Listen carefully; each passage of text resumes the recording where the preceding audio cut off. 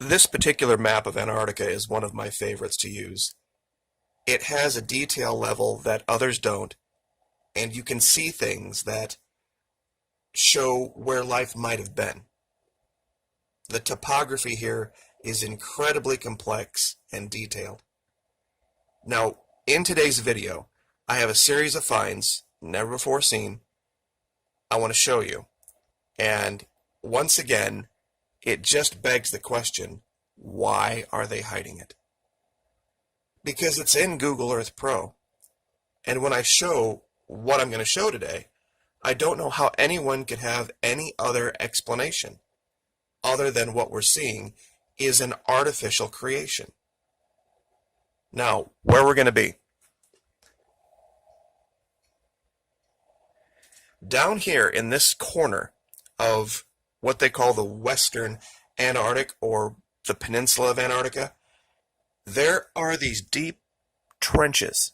And on Google Earth Pro, I've shown this, I've labeled this area Monster Access Port, where there are these very, very deep channels.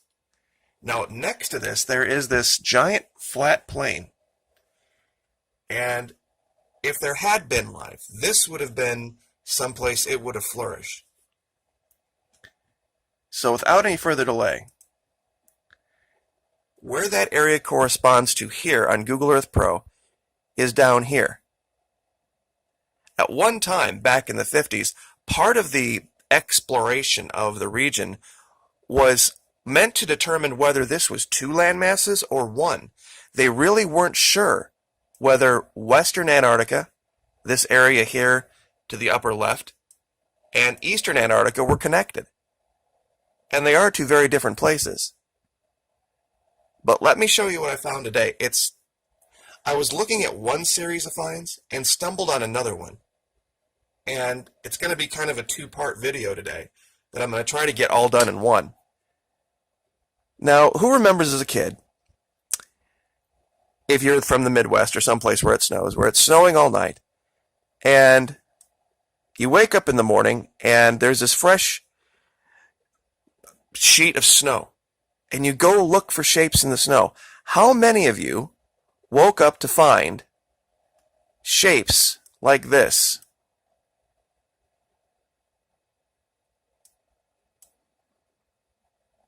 In the snow and ice. I've labeled this one, I guess moray eel would be the best I have here. I mean, maybe I lived in the boring part of the Midwest, where ice and snow just didn't blow itself into shapes like this.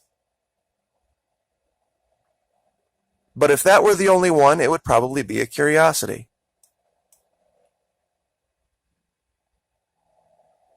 Tell me that's not some type of a horned entry platform. How could this possibly have just been created by the forces of nature?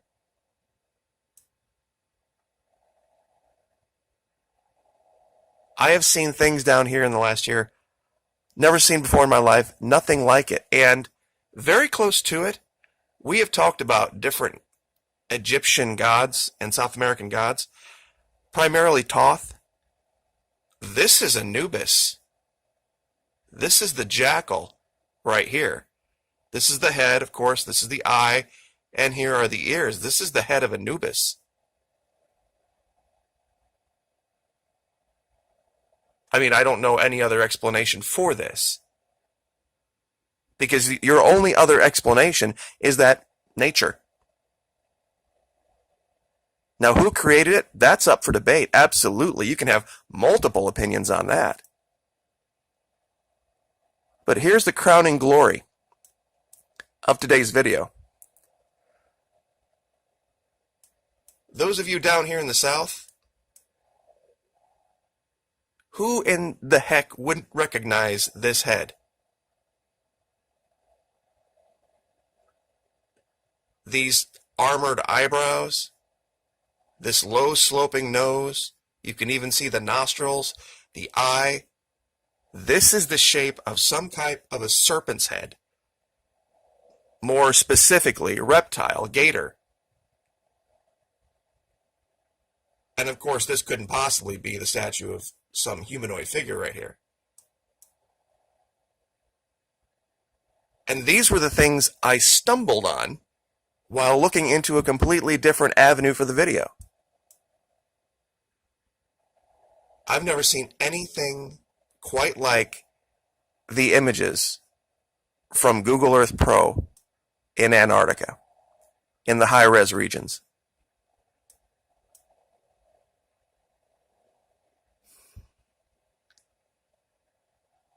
You're telling me that when you look at this, you don't see a creation. There was another region where I showed the face of a simian in detail. I mean, literally, it had ears, chin, eyes, nose, eyebrows, everything. And here we have a 3D representation of literally the exact same thing. I labeled it bear, lion, ape because you could probably see all three. But the more I look at it, it has more of a simian kind of feature. Or maybe it's something we don't know.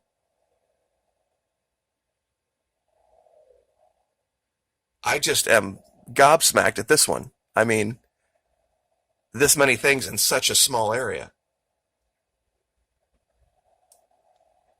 Now, I'll leave this one up to interpretation here as to what you think this might be.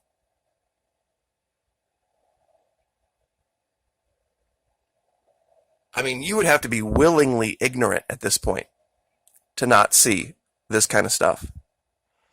Now, the original video has to do with something that was brought to the channel a month or two ago.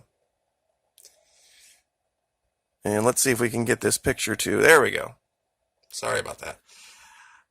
Viewer brought this image of what looked like a jet leaving out of an iceberg. And the more we looked at it and the more we looked in the region, it was very clear that this was some type of an aircraft. Who put it there? Who's operating it? That's up for debate. But let me show you something in Antarctica, near that would give you a cause to maybe think something else is going on other than what they're telling you. Now, this was from a 2010 layer, February 14th, 2010. And here's the original image. I have it circled from Google Earth Pro. Now, on this quote-unquote iceberg, there are some very strange things going on that I don't know how you would explain any other way. Especially back here, it looks like there's some type of an antenna array. Now, I don't think they created an iceberg. I think they took one and they modified it for their own purposes.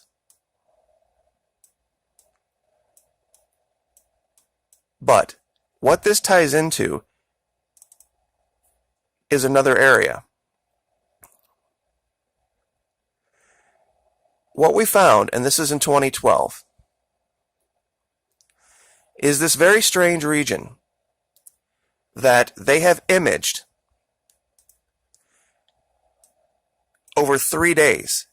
Now, this is part of the investigation that gets a little bit more advanced.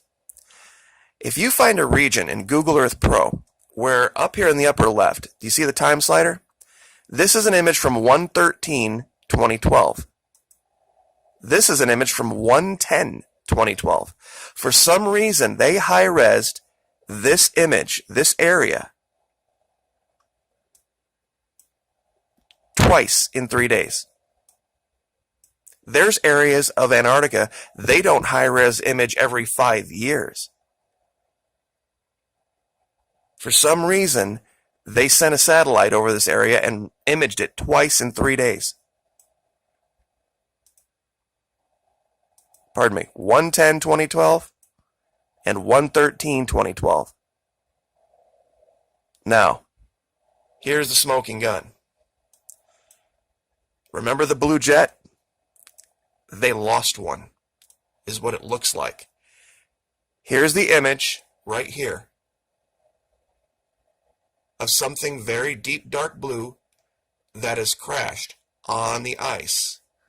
This image is 113. Here's the same image, 110. Now that image you were just looking at is this right here. See how it's a very different color? And see how we also have some type of a human being on the ice right in front of it? This image shifts just slightly. I'm going to go ahead and go forward to 113, 2012.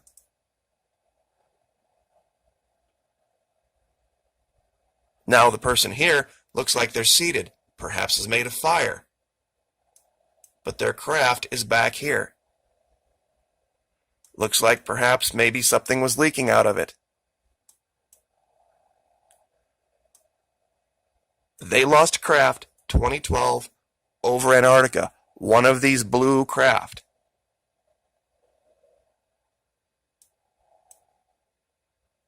And they were trying to find it. We'll go back 110. Here's what was likely the pilot. Here's the craft right here. You can't see it because of you can't see it as well because of the coloration. So they re-imaged it with a different satellite with different settings. And here's what it looks like 113.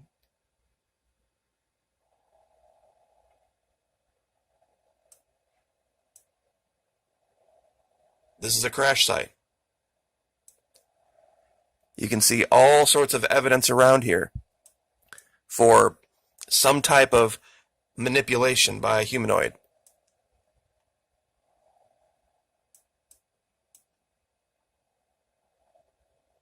There would be no other good reason that I can think of to image an area like this out in the middle of nowhere twice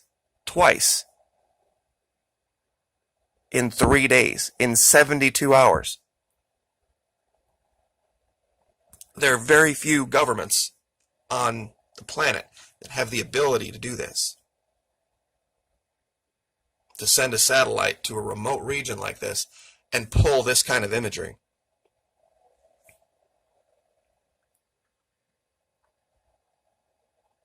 And there are a great many things in this region I can see why they would have had an aircraft looking at it. And we're going to do those in another video because we're already at 13 minutes. But I'll give you the coordinates for this and you can look for yourself. And I'm sure a lot of you will find that stuff right away. Here's one of those locations.